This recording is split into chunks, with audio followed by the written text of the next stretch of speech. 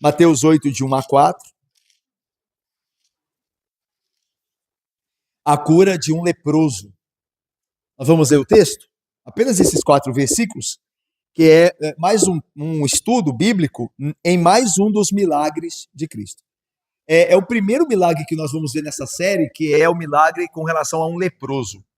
Nós não vimos ainda aqui Jesus curando um leproso. É a primeira vez que nós vamos estudar esse texto nessa série de milagres de Jesus. Olha o que diz o texto. Ora, descendo ele do monte, grandes multidões o seguiram. E eis que um leproso, tendo se aproximado, adorou, dizendo: Senhor, se quiseres, podes purificar-me. E Jesus, estendendo a mão, tocou-lhe, dizendo: Quero, fica limpo. E imediatamente ele ficou limpo da sua lepra.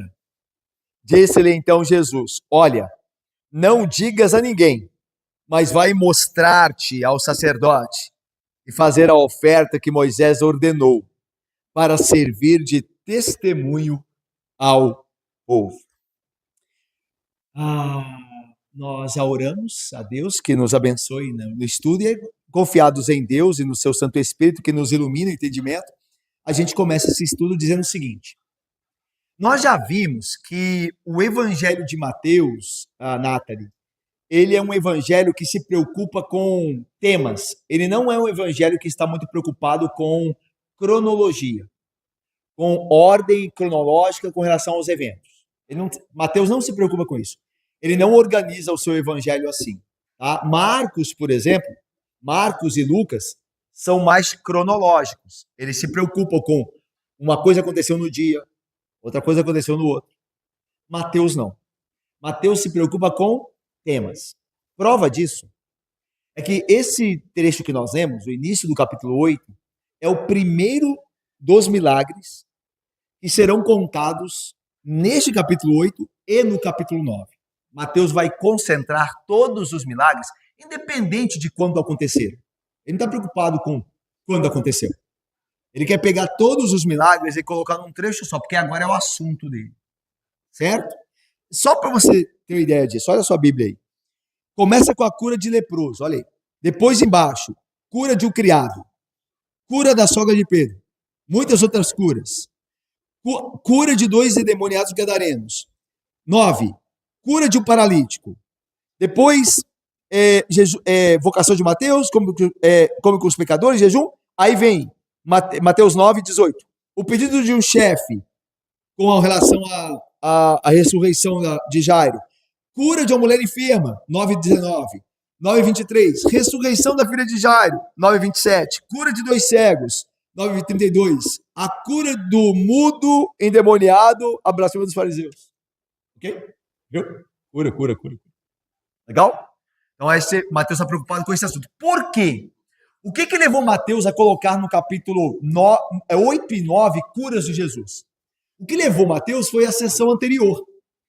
E a sessão anterior se dá o quê? Qual que é o assunto da sessão imediata anterior a esse texto que nós vemos no início do capítulo 8? É Jesus fazendo o Sermão do Monte. Ele está pregando o Sermão do Monte. Olha aí. Início do capítulo 5. Olha aí. 5.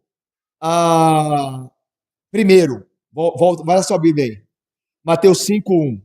Vendo Jesus as multidões, subiu ao monte e, como se assentasse, aproximaram seus discípulos e ele passou a ensiná-los, dizendo... Aí vem as bem-aventuranças. Aí depois os discípulos... Aí vem vários ensinos de Jesus nesse monte que ele subiu, que não se sabe que monte é. Ninguém sabe que monte é. Aí os judeus dizem, né? Foi nesse monte aqui, foi naquele monte das oliveiras, tal. Mas ninguém sabe. O texto não diz, apenas um monte. E ali ele ensinou, ele pregou ali. Daí o famoso Sermão da Montanha, ou Sermão do Monte. O que está acontecendo aqui? No Sermão do Monte, em Mateus, Jesus dá muita ênfase ao reino de Deus. Quer ver? Olha nas bem-aventuranças, só para você ter ideia. Olha o versículo 3, a primeira bem-aventurança. Bem-aventurados os humildes de espírito, porque deles é o reino dos céus. Versículo 10.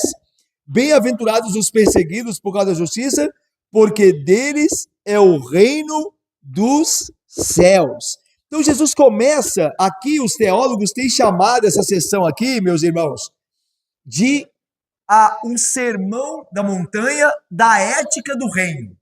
A ideia é que o rei chegou, o rei Jesus, que é o rei de tudo e todos, ele encarnou-se, é Deus encarnado, e por ser Deus encarnado, ele é o rei, Laura, e ele começa a falar sobre, no Sermão do Monte, capítulo 5, até o final do capítulo 7, ele começa a falar de como é o reino dele, porque ele é um rei. Ele começa a mostrar como é o reino dele. As pessoas que são cidadãos do reino dele são bem-aventurados, daí as bem-aventuranças. Bem-aventurado isso, bem-aventurado aquilo, bem-aventurado, porque o reino de Deus, o reino de Cristo, é o reino dos homens felizes, ok? Aí depois, irmãos, depois de ter pregado sobre o reino, aí ele vai mostrar, a partir das curas e milagres, que começa no capítulo 8, como a gente viu, até o 9, ele vai mostrar o poder do rei. Porque veja, imagine um político, né? Você sabe os políticos aí, certo? Ano que vem eu acho que é ano de eleição, não é? Presidencial 2026, não é? Presidente, governadores, certo? Senado, certo? Aí você vai começar a ouvir as promessas, certo? De governo. Quando eu for governante, eu farei isso e aquilo, tal, certo? Jesus, ele está anunciando o reino dele, certo? Prometendo algo, certo?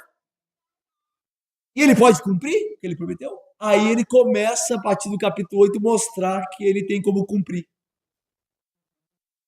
Ele começa a operar os seus milagres. Ele disse que no reino dele, todo mundo é feliz, não é? Então ele vai dizer, ele vai curar o leproso e o leproso vai sair feliz. Ele vai curar o cego, fazer o cego ver e o cego vai passar a adorar. Ele vai chegar ao paralítico e dizer, anda, e ele vai saltar de alegria andando. Ele vai dizer para o morto, levanta-te, porque no reino dele não tem morte, o reino dele é da vida. Ele está mostrando o reino. Então essa é a visão de Mateus para o evangelho. Aliás, o evangelho de Mateus é escrito para judeus para mostrar que Jesus é o rei. Tanto que, olha aqui, vai lá no capítulo 1 de Mateus, lá no início. Marca aí a sua Bíblia, não perder o capítulo que a gente está. O capítulo 8. De quem Jesus é filho no início do capítulo. No início do evangelho, melhor. No primeiro capítulo, no primeiro versículo, ele é anunciado como filho de quem? Davi. Davi foi quem? O rei de Israel.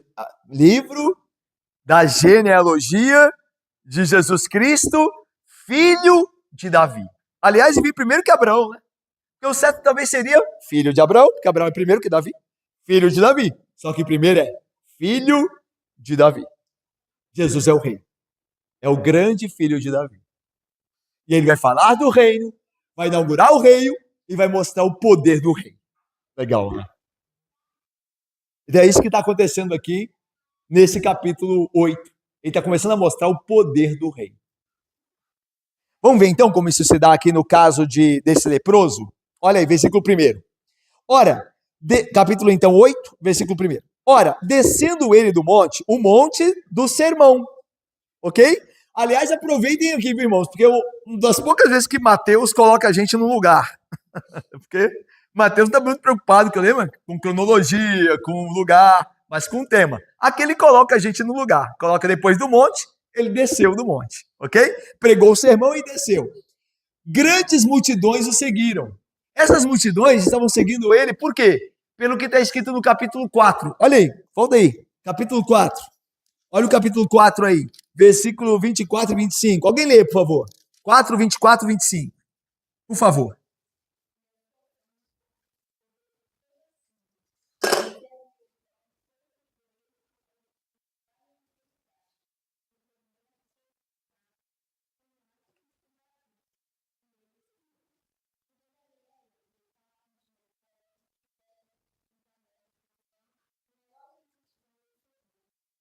Legal. Ana, o texto que você leu, ele está resumindo Mateus resume o que ele vai começar a descrever de maneira detalhada. Porque olha só, você leu 24 e 25, mas olha o 23. Percorria Jesus toda a Galileia, ensinando nas sinagogas e pregando o evangelho do reino. Tá vendo? E depois diz que a sua fama correu e ele curava. Então, veja, no Sermão do Monte, capítulo 5, 6 e 7, ele está pregando o evangelho do reino. No capítulo 8 e 9, ele está curando. Então, Mateus resume no 4, para poder começar a mostrar com detalhes que Jesus veio para pregar e curar. Anunciar o reino e curar, porque ele é o rei deste reino, certo? Então, vamos lá. Veja que, porque ele curou muitos, uma multidão começou a seguir. Olha o versículo 25, do capítulo 4 ainda. E da Galileia, Decápolis, Jerusalém, Judeia e da além de Jordão, numerosas multidões seguiam. Ok? Então veja, essas multidões foram seguindo Jesus. Quando ele subiu o monte, elas subiram juntos. E aí ele pregou o Sermão do Monte. Quando ele desceu agora em 8:1, a multidão desceu junto. Está todo mundo junto com Cristo. Todo mundo quer estar com ele, porque ele cura, ele fala como ninguém. Tanto que no final do Sermão do Monte diz, quando ele terminou de falar, a multidão estava como que boquiaberta. Por quê?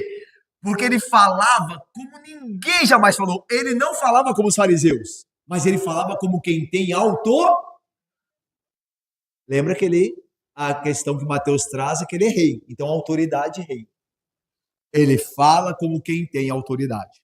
Ok? Então, as multidões estão acompanhando Jesus por isso. E aí veja agora algo surpreendente. Esse eis é a ideia assim. Algo inusitado e tremendo vai acontecer agora. Algo que não se espera.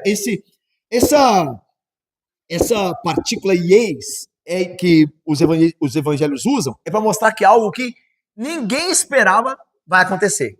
E eis é a ideia de surpresa. E eis, aí vai. Que um leproso, diz aí o texto, e continua, tendo se aproximado, adorou, dizendo. Irmão, vamos primeiro aqui pensar neste homem leproso. É bem provável, aqui você vê lepra, certo?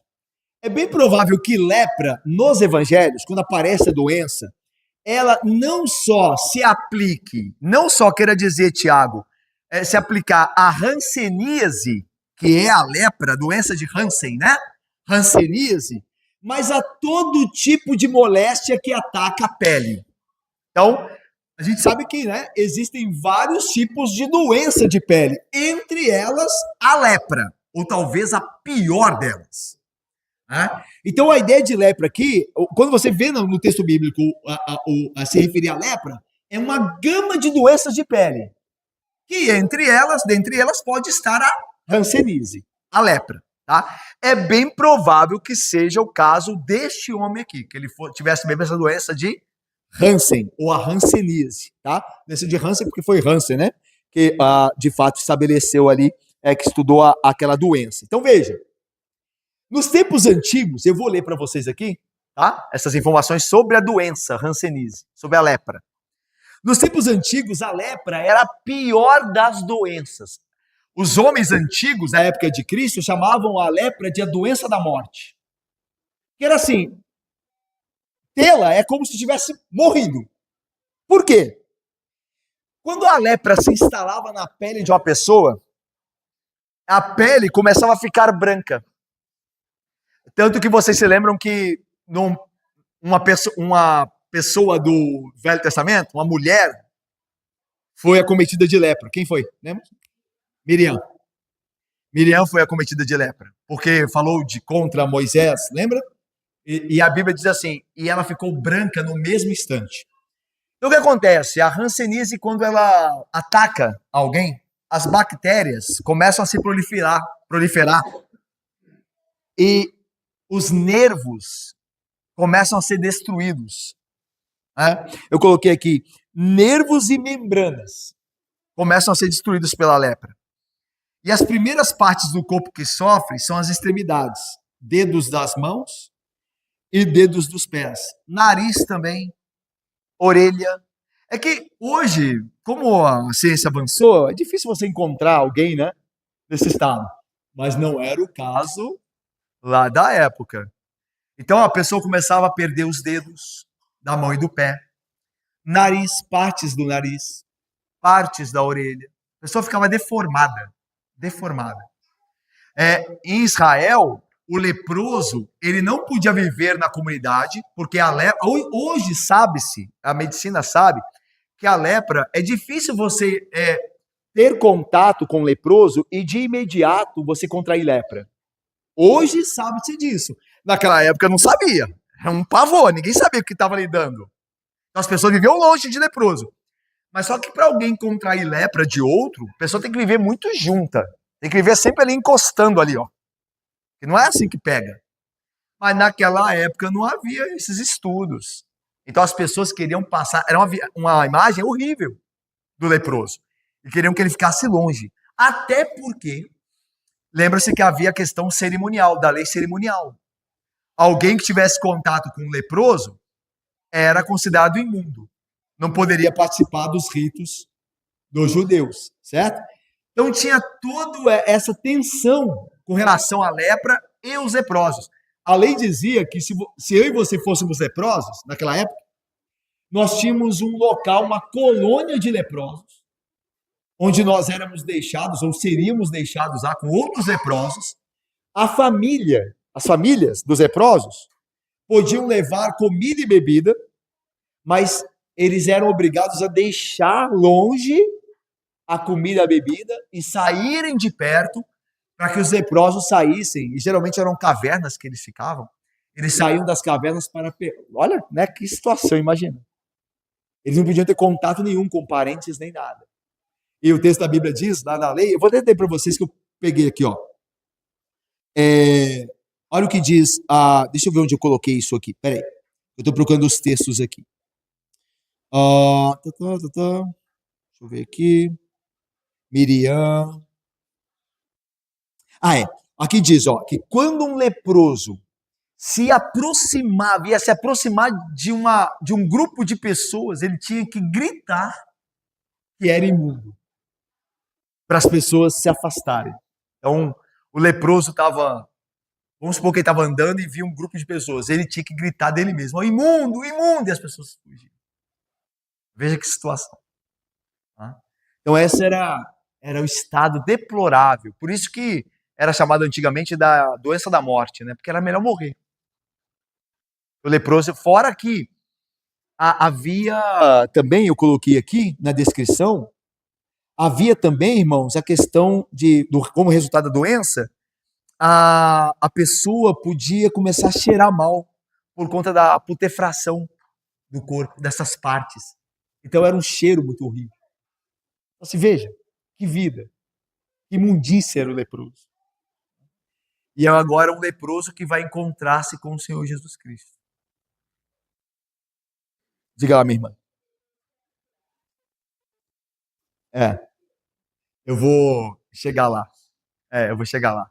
Mas só a pergunta é muito boa, porque porque Jesus vai ordenar, lembra? Ele vai ordenar aqui no final do texto para...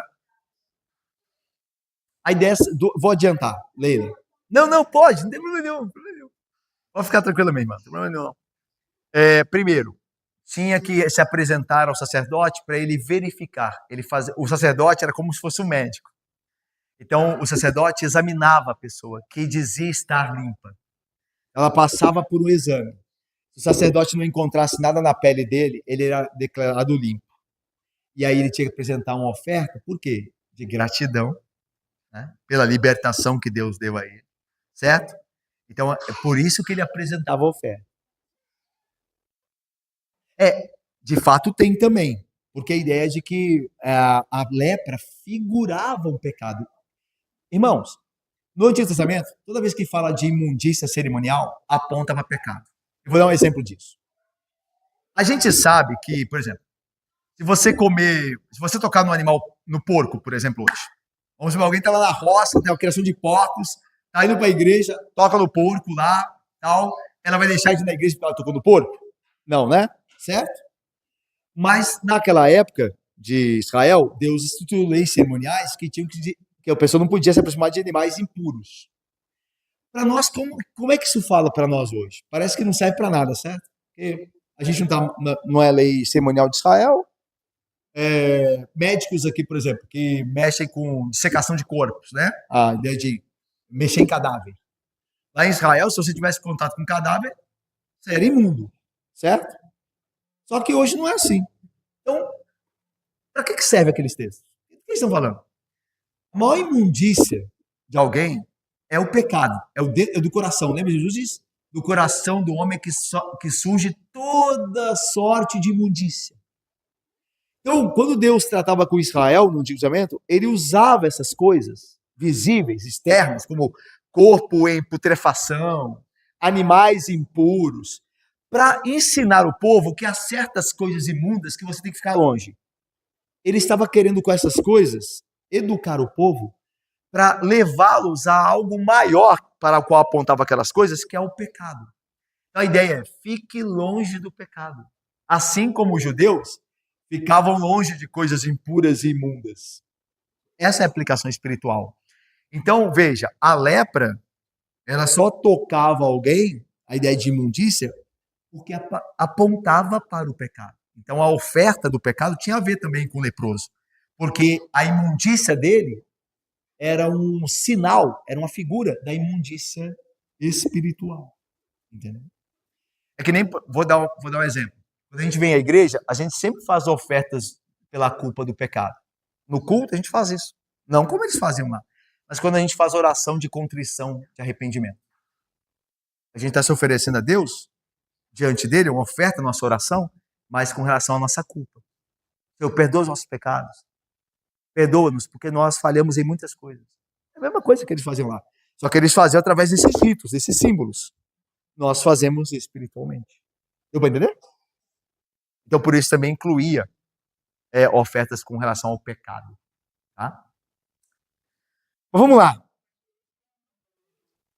Aquele que não viu e creu, né? Mas com relação a... Eu entendi.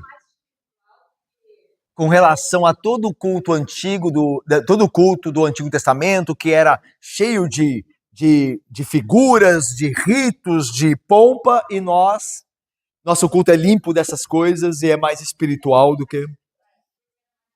Na verdade, eu creio que talvez, Celine, meus irmãos, não seja isso exatamente nesse ponto. Por quê? Porque, na verdade, quando Deus ele começa a tratar com Israel no Antigo Testamento, ele está tratando como se fossem crianças. Nós somos maduros porque eles aprenderam enquanto crianças e nós temos a realidade daquelas coisas, certo? Porque Cristo veio e mostrou a realidade daquelas sombras. Então nós sabemos. Só que eles não. Eles viveram antes de Cristo. Então, na didática de Deus, era um tempo de infância, por assim dizer, de Israel. Deu para entender? Deu para entender? Tá dando para entender isso aqui? Isso aqui é importante. Juan? Juan é bacharel, o Michael também vai me ajudar aí. Então, a ideia é que quando Deus tratava com Israel antigo, ele tratava como se fosse uma criança.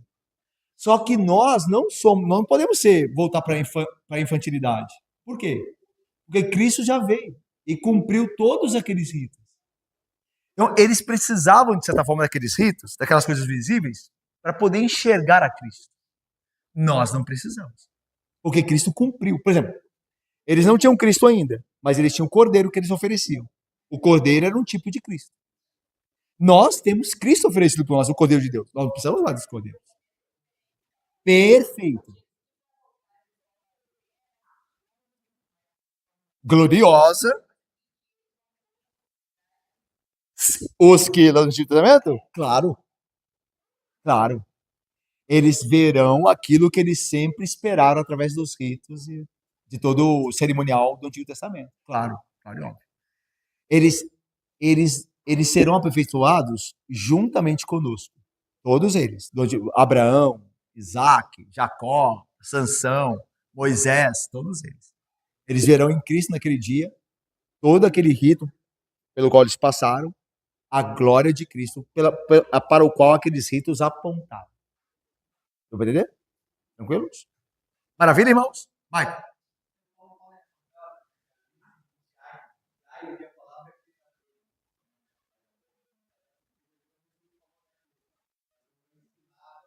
Para levar a Cristo. Por exemplo, por que a roupa do sacerdote no Antigo Testamento era tão destacada? Tinha as pedras preciosas, era uma roupa que ninguém tinha, tinha um turbante com uma placa de ouro. Por quê? Aquilo era a maneira de mostrar glória.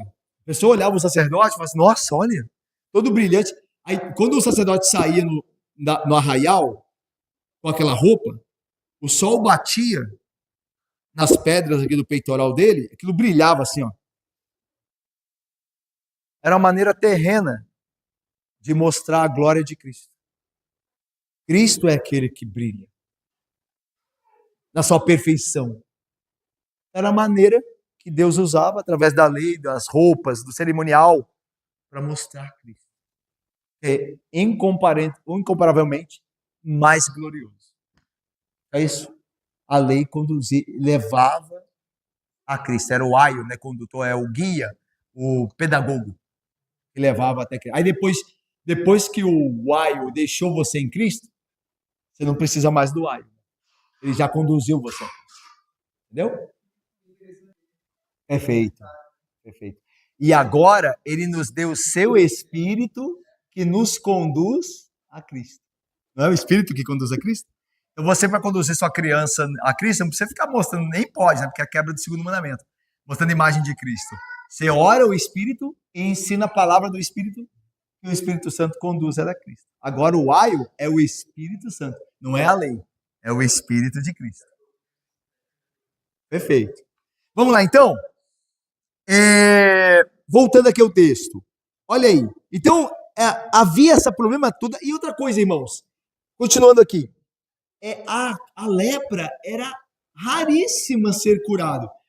No Antigo Testamento tem 2 casos de lepra. Um vocês lembraram, né? Que é Miriam. E o outro?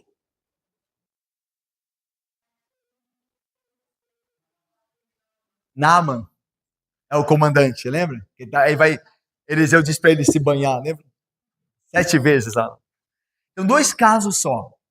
E veja, 2 casos que Deus é que curou. Ninguém pôde curar. Foi Deus que curou. Aliás, até hoje é sabido, viu, irmãos? Apesar da ciência ter adiantado, né, e progredido, se alguém teve lepra e perdeu algum dos órgãos ali, não volta mais.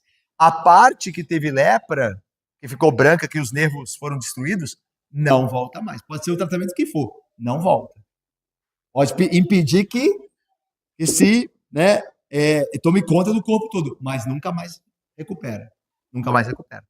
A gente viu lá na Naamã, né, que diz o texto que a pele dele, depois de sarado por Deus, que a pele dele ficou como de uma criança.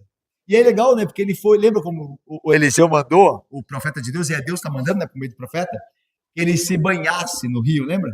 7 vezes, né? E aí ele diz, o Naamã diz assim, não são os rios Farfar, né, mais limpos do que essa água? E é verdade, né? A água do rio, onde ele se banhou, é suja, é suja. E a ideia dele é a seguinte, como é que eu posso curar da lepra se eu vou me banhar no lugar sujo? Mas por que Deus escolheu ali? Para mostrar que não é a água que purifica do rio, que a água é suja. A água só pode trazer mais sujeira ainda ao leproso, mas é Deus que purifica. Por isso que ele escolheu a água de um rio sujo, para poder mostrar que é Deus que purifica e não a água. Porque se fosse água limpinha, aí ia começar a assim, água daquele lugar. Tem uns lugares aqui no Brasil que fala que a água é medicinal, não tem? Então começar um negócio assim, aquela água ali é boa, cura leproso. A água imunda. Quem curou ali foi Deus. E Deus escolheu o rio imundo para poder provar a fé de Naamã.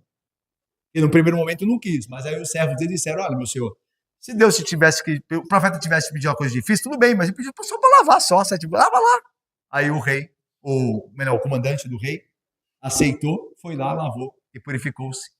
E disse que a pele dele ficou como a pele de uma criança. Mas a lepra não tinha cura. E estar com lepra, ninguém poderia curar. As pessoas da época de Cristo, em do Antigo Testamento, entendiam que se alguém conseguisse curar a lepra, é alguém que tinha poder sobre a própria vida e a morte. Olha o que diz. Vocês se lembram que quando Naamã, o comandante da Síria, manda mensageiros ao rei de Israel para dizer que ele vai até Israel para poder ser curado? Olha o que o rei de Israel fica sabendo quando Naamã disse que ele vai lá para ser curado. O rei de Israel diz assim: tendo lido o rei de Israel a carta que Naamã mandou, rasgou as suas vestes e disse: olha só, acaso sou Deus com poder de tirar a vida ou dá-la, para que este envie a mim um homem para eu curá-lo de sua lepra? Notai, pois, e vede que procura um pretexto para romper comigo. Então, o rei de Naamã mandou uma carta ao rei de Israel dizendo: ó, vou enviar meu servo e meu comandante, você cura ele. Quando o rei de Israel recebeu a carta do rei de Naamã, disse assim: ele quer me matar. Esse homem mandou um homem de lepra para eu curar aqui. Eu tenho por acaso poder sobre a vida e a morte? Então veja, era impossível curar a lepra. Era a mesma coisa de fazer uma pessoa ressuscitar. Porque o rei disse: tenho eu poder sobre a vida e a morte? Isso é algo incurável. Só Deus poderia curar. Isso tudo faz muita diferença porque é Jesus que vai curar esse homem. Então Jesus é Deus. Vamos lá, olha aí. Vamos continuar. Então esse homem leproso, diz o texto, versículo 2: tendo se aproximado, adorou, dizendo: Senhor, se quiseres, podes purificar-me. E Bruno, essa oração aqui desse homem leproso, ela tem uma fé muito profunda. A fé dele é muito madura. Ele diz assim: Senhor, se quiseres, podes purificar-me. O leproso não duvida que Jesus possa. O leproso só coloca em dúvida se Jesus quer. Mas que Jesus pode, ele não tem dúvida.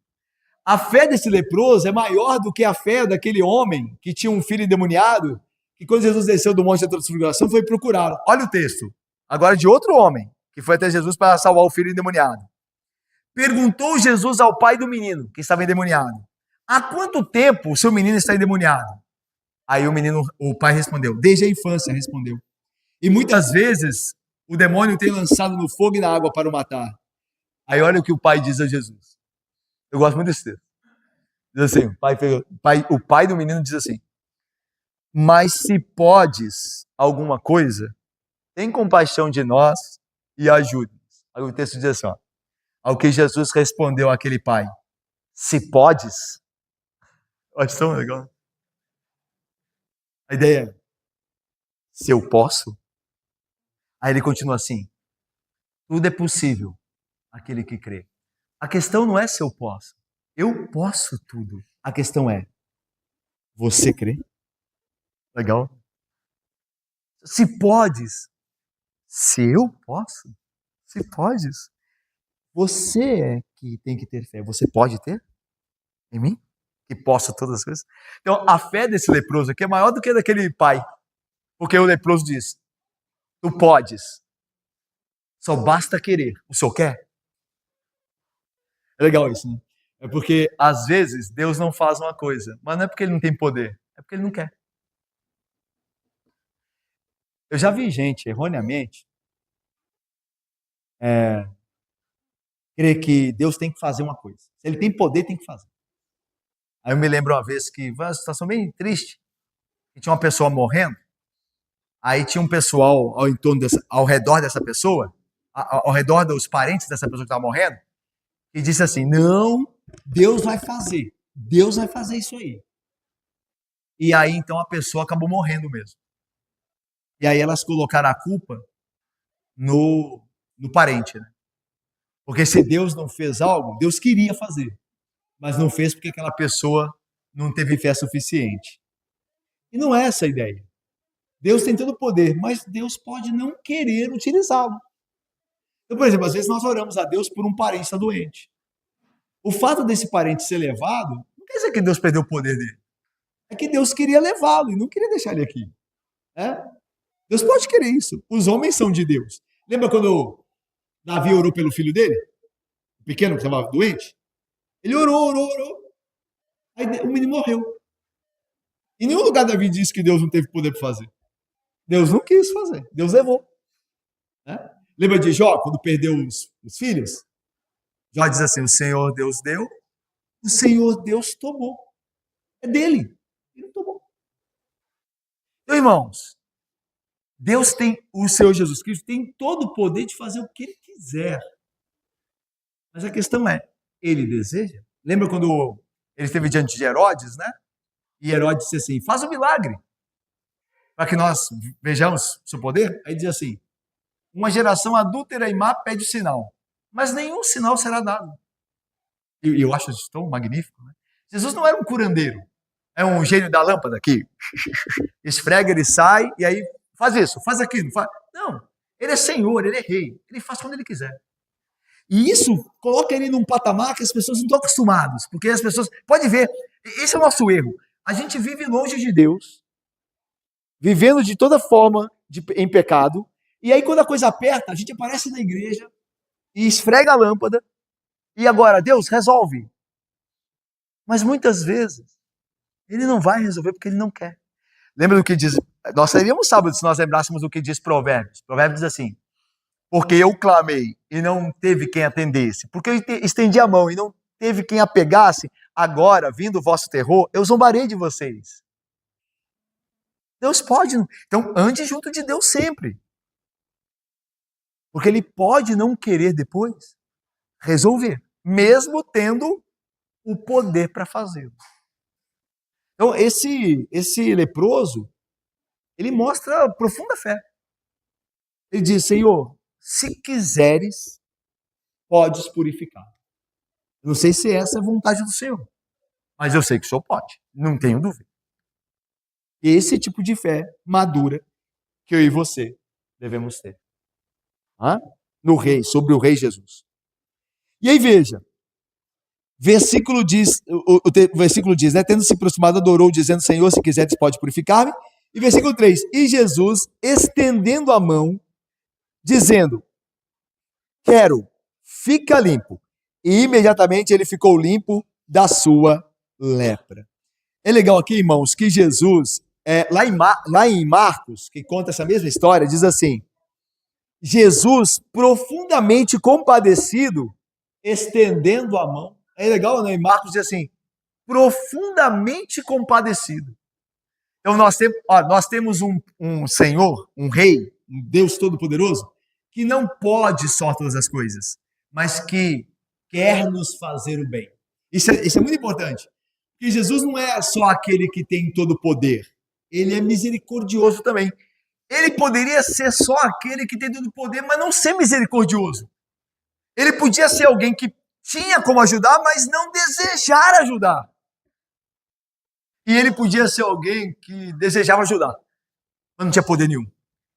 Mas ele é todo-poderoso e misericordioso. Graças a Cristo, por ser quem ele é, de fato. Todo-poderoso e misericordioso. Ele não só pode te ajudar, Bárbara, ele deseja fazê-lo. Ele deseja fazer. Então ele tem todo o poder para fazer e ele tem um coração no seu povo. Todo aquele que clamar será salvo. Todo aquele que invocar será salvo, porque Cristo está pronto para ajudar. Essa é a ideia. Ele não vai rejeitar ninguém que clame a ele, porque essa é a ideia. Então veja, Jesus diz assim, quero, versículo 3, ficar limpo. E imediatamente ele ficou limpo da sua lepra. É interessante que diz o texto que Jesus tocou o leproso, né? E vocês se lembram que um leproso não poderia ser tocado por alguém, porque se a pessoa tocasse um leproso, essa pessoa passaria a ser imunda. Só que o que acontece com Jesus é totalmente diferente. Quando ele toca, não é ele que fica imundo, é a pessoa que fica limpa. Vocês já viram isso? Nesse tempo a gente tem visto isso. A mulher do fluxo de sangue tocou em Jesus, ela ficou limpa. Quando Jesus tocou no rapaz que estava morto, filho daquela viúva de Naim, ele se levantou, o rapaz. Não foi Jesus que foi contaminado com a morte, foi o rapaz que foi contaminado com a vida. Então veja, todo aquele que se aproxima de Jesus é purificado. Por isso que todo pecador, eu e você, todo pecador pode se aproximar dele sem medo, sem medo. Sem medo. Porque o que vai acontecer é que você vai ficar purificado. Ele jamais será manchado. Às vezes, o diabo pode te enganar dizendo assim, não tem salvação para você. Você é muito impuro. Você é muito imundo. E você não tem dignidade para estar com Jesus. Não creia no diabo assim. O texto está mostrando que os imundos podem ir a Cristo. imundos como eu e você. Nós podemos ir a Cristo. E se nós formos, nós ficaremos limpos. Ok? Então não deixe o pecado te proibir de ir a Cristo. Vá a Cristo com o seu pecado e Ele te dá a graça para você se livrar do seu pecado. Ele vai te purificar do seu pecado. Ok? Terminando, versículo 4. Disse-lhe então Jesus: olha, não digas a ninguém, mas vai mostrar-te ao sacerdote e fazer a oferta que Moisés ordenou, para servir de testemunho ao povo. Terminamos aí. Jesus, novamente, ele dá ordens para aquele que foi beneficiado para não falar a todos sobre o que aconteceu. A gente já viu por quê, né? A gente tem visto esses textos aqui. É para que a tensão de Jesus entre Jesus e os fariseus não aumentasse antes da hora. Ok? Por isso que Jesus não queria que o seu nome fosse proclamado, porque antes da cruz ele não queria levantar tensão até que aquela hora chegasse. Quando aquela hora chegou, ele mesmo proclamou que ele era o Filho do homem, o Filho de Deus. Okay? Mas até aquela hora ele pedia para manter silêncio. Se nós formos a Marcos, nós vamos ver que esse leproso desobedeceu. Diz o texto assim lá em Marcos: mas tendo ele saído, entrou a propalar muitas coisas e a divulgar a notícia, a ponto de não mais poder Jesus entrar publicamente em qualquer cidade, mas permanecia fora, em lugares ermos, vazios, em desertos, e de toda parte vinham ter com ele. Então veja que Jesus evitava, mas mesmo os crentes de Jesus falham, né? Como eu e você falhamos. E não deveríamos.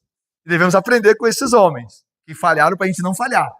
Mas eles falavam, não aguentavam e falavam, e a multidão ia procurar Jesus, e ele não podia mais entrar em cidade porque não queria aumentar essa tensão entre ele e os líderes de Jerusalém, e os líderes da região. E aí ele então saía para lugares ermos e tentava ficar lá. Mas aí veja, eu termino com o seguinte. Irmãos, a lei prescrevia, aí sim, Leila, chegou aquela boa pergunta que você fez, minha irmã. A lei prescrevia que o leproso curado tinha que se apresentar ao sacerdote. Então olha só o que a lei diz, da de Moisés. Disse o Senhor a Moisés: esta é a lei do leproso no dia da sua purificação, no dia que ele se encontrar limpo. Será levado ao sacerdote, o leproso, este sairá fora do arraial e o examinará. No dia 8º, se ele estiver limpo, o leproso, se for examinado, está limpo, fica 7 dias esperando, para ter certeza, 1 semana, sem entrar no arraial sem nada. Ok? O leproso. Foi examinado, não tem nada, vai esperar 7 dias, e aí então vai apresentar a oferta. Aí diz assim: no 8º dia, tomará 2 cordeiros sem defeito, uma cordeira sem defeito e 1 ano, e 3 dízimas de uma efa de flor de farinha para a oferta de manjares. Aí vai falando da oferta, né? Aí no final diz assim: tomará dos cordeiros e o oferecerá por oferta pela culpa, e o sextário de azeite, sextário é uma medida de azeite, e os moverá por oferta movida perante o Senhor. Levítico 14, de 1 a 2, e depois de 10 a 12. Veja, Jesus, a gente sabe que Jesus ele veio cumprir com esses ritos todos, certo? Ele é o cumprimento de todos esses ritos. Dos cordeiros que eram sacrificados, das ofertas de culpa, a oferta movida de gratidão, tudo isso, Jesus é o cumprimento.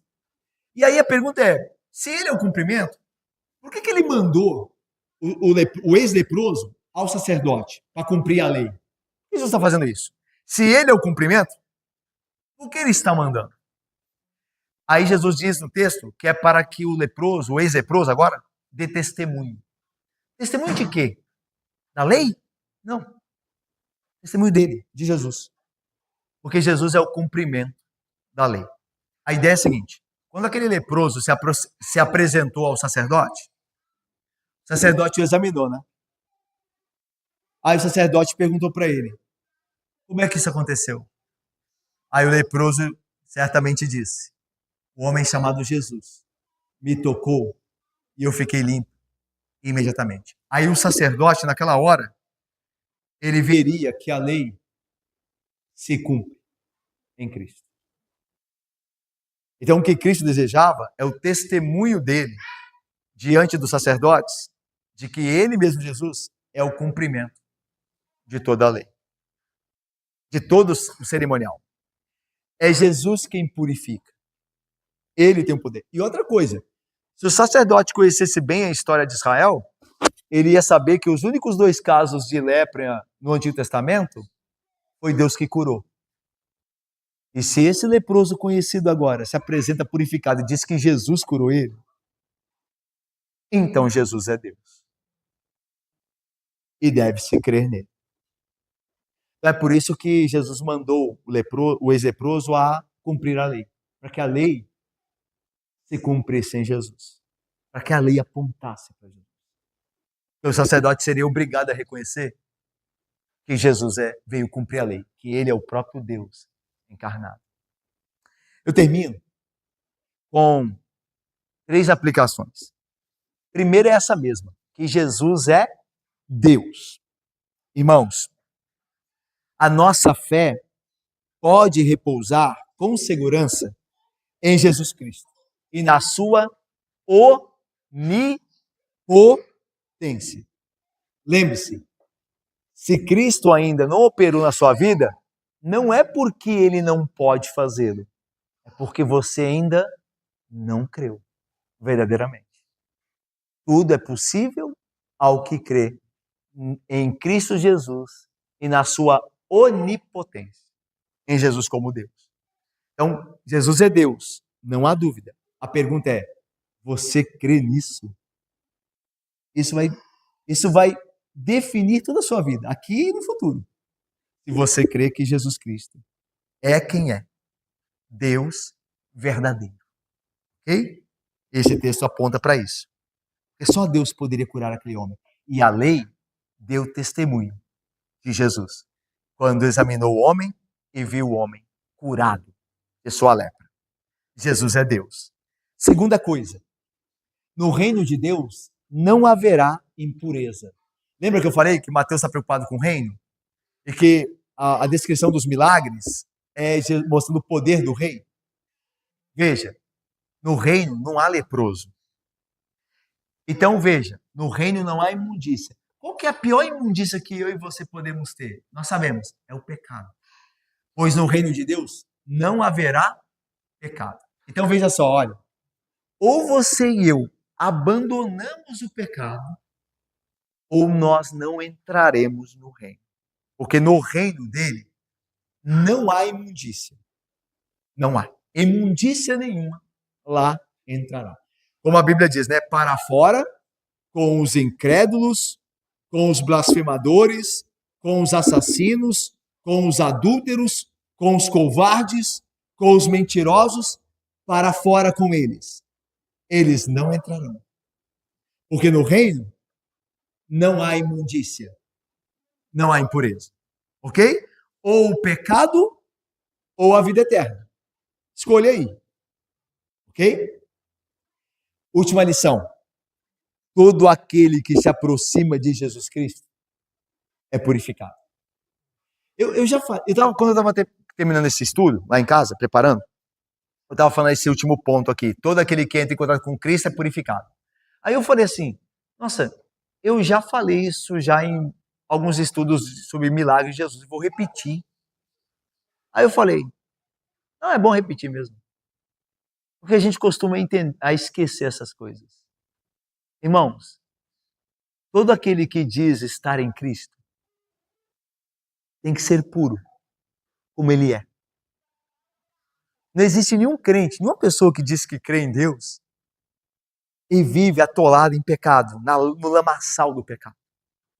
Essa pessoa pode falar o que ela quiser, mas se ela diz que pertence a Cristo, ela é uma mentirosa. E a própria vida dela diz que ela não é do Senhor. Todo aquele que foi tocado por Cristo é purificado. Ok? Não deixe o coração te enganar. E não deixe que o diabo te engane. O que é nascido da carne é carne. O que é nascido do Espírito é Espírito. Não existe crente carnal. Não existe crente imundo. Lembra? Se alguém diz que é crente e vive na imundícia, com ele, como diz o apóstolo, aconteceu aquele adágio verdadeiro. Lembra aquele ditado verdadeiro? A porca lavada voltou-se a remover lamação. Você já pensou nisso? Será que eu e você já pensamos nisso? Será que eu sou uma porca lavada? Eu fico pensando nisso. Será que nós somos porcas que vêm domingo após domingo aqui para dar uma lavadinha assim e durante a semana se afunda no pecado? Aí vem no domingo e durante a semana. Se isso é verdade, irmãos, que triste estado nós estamos. Se isso é verdade. Abandone o pecado. Se você é um filho de Deus, você é uma nova natureza. Você não pode voltar mais a essas coisas. Deus não te salvou para você viver em pecado. Ok? Todo aquele que se aproxima de Cristo é purificado. Eu vou terminar lendo um trecho da primeira carta do apóstolo João. Presta atenção, a gente termina aqui. Ó. Amados, agora somos filhos de Deus e ainda não se manifestou o que havemos de ser. Sabemos que quando Cristo se manifestar, seremos semelhantes a Ele, porque haveremos de vê-lo como Ele é. E a si mesmo se purifica todo aquele que nele tem essa esperança, assim como Ele é puro. Todo aquele que pratica o pecado também transgride a lei, porque o pecado é a transgressão da lei. Sabeis que Jesus Cristo se manifestou para tirar os pecados, e nele, Jesus, não existe pecado. Todo aquele que permanece nele não vive pecando. Todo aquele que vive pecando não o viu, nem jamais o conheceu. 1 João 3, 2 a 6. A pergunta é, você viu a Cristo? Você o conhece? Se você o conhece, você não vive em pecado, certamente. Deus abençoe. Amém.